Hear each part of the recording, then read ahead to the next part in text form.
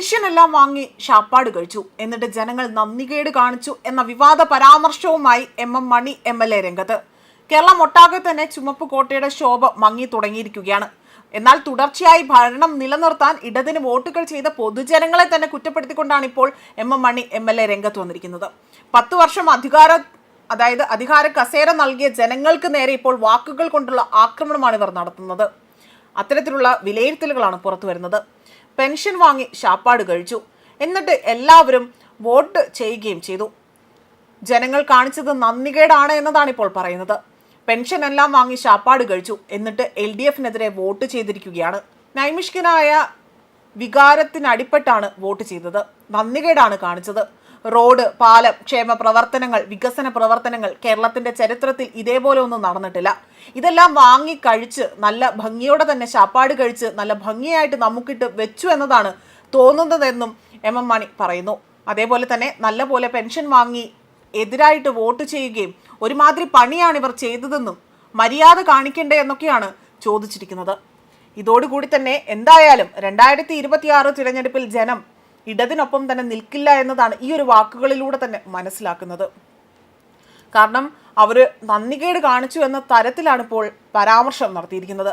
തിരഞ്ഞെടുപ്പ് ഫലം പുറത്തു വന്ന് അവസാന ലാപ്പിലേക്ക് പോലും പിണറായി സർക്കാരിന് കനത്ത പ്രഹരമായിരുന്നു ഉണ്ടായത്. അതായത് വടക്ക് നിന്ന്, അതായത് അങ്ങ് കാസർഗോഡ് മുതൽ ഇങ്ങ് തെക്ക്, ഇങ്ങ് തിരുവനന്തപുരം വരെ കോൺഗ്രസ് ആണ് വലിയ മുന്നേറ്റം കാഴ്ചവെച്ചിരിക്കുന്നത്.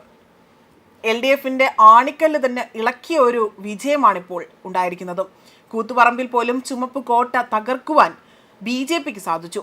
അവിടെയും BJP വലിയ മുന്നേറ്റമാണ് കാഴ്ചവെച്ചിരിക്കുന്നത്. കാസർഗോഡ് മുതൽ തിരുവനന്തപുരം വരെ പരാജയത്തിന്റെ രുചി അറിഞ്ഞിരിക്കുകയാണ് ഇടതുപക്ഷം.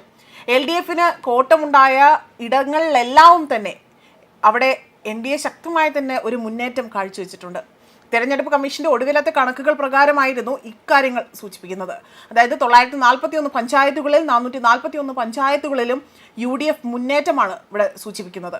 372 പഞ്ചായത്തുകളിലാണ് LDF മുന്നേറ്റം ഉണ്ടായിരിക്കുന്നത്. 80 ബ്ലോക്ക് പഞ്ചായത്തുകളിലും UDF ആണ് മുന്നിൽ. 63 ഇടത്ത് LDF മുന്നിലെത്തി. 7:7 എന്ന നിലയിലേക്കാണ്. 27 പഞ്ചായത്തുകളിലും 2 മുനിസിപ്പാലിറ്റികളിലും NDA മുന്നിട്ട് നിൽക്കുകയാണ്. കോർപ്പറേഷനുകളിൽ കൊല്ലം, കൊച്ചി, തൃശൂർ, കണ്ണൂർ എന്നിവിടങ്ങളിൽ തന്നെ UDF ഭരണം ഉറപ്പിച്ചിരിക്കുകയാണ്. അതേപോലെ തന്നെ കോഴിക്കോട് മാത്രമാണ് LDFന് നിലനിർത്താനായിരിക്കുന്നത്. ഇവിടെ ഗണ്യമായ തോതിൽ സീറ്റുകൾ നഷ്ടമായിട്ടുണ്ട്. എന്നാൽ തിരുവനന്തപുരത്ത് മികച്ച ലീഡുമായി തന്നെ NDA കരുത്തരായി തന്നെ മുന്നേറുകയാണ് ഉണ്ടായത്. കൊല്ലം കോർപ്പറേഷൻ, ആലപ്പുഴ ജില്ല എന്നിവിടങ്ങളിലെ BJPയുടെ മുന്നേറ്റം ഇടത് വലത് മുന്നണികൾക്ക് വലിയ അങ്കലാപ്പ് ഉണ്ടാക്കിയിരിക്കുകയാണുണ്ട്. അതുപോലെ തന്നെ കൊല്ലം കോർപ്പറേഷൻ വൻ തിരിച്ചടിയാണ് LDFന് നൽകിയിരിക്കുന്നത്.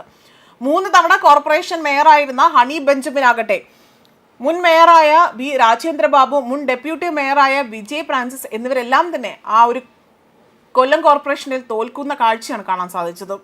ന്യൂസ് ഡെസ്ക് കർമ്മ ന്യൂസ്.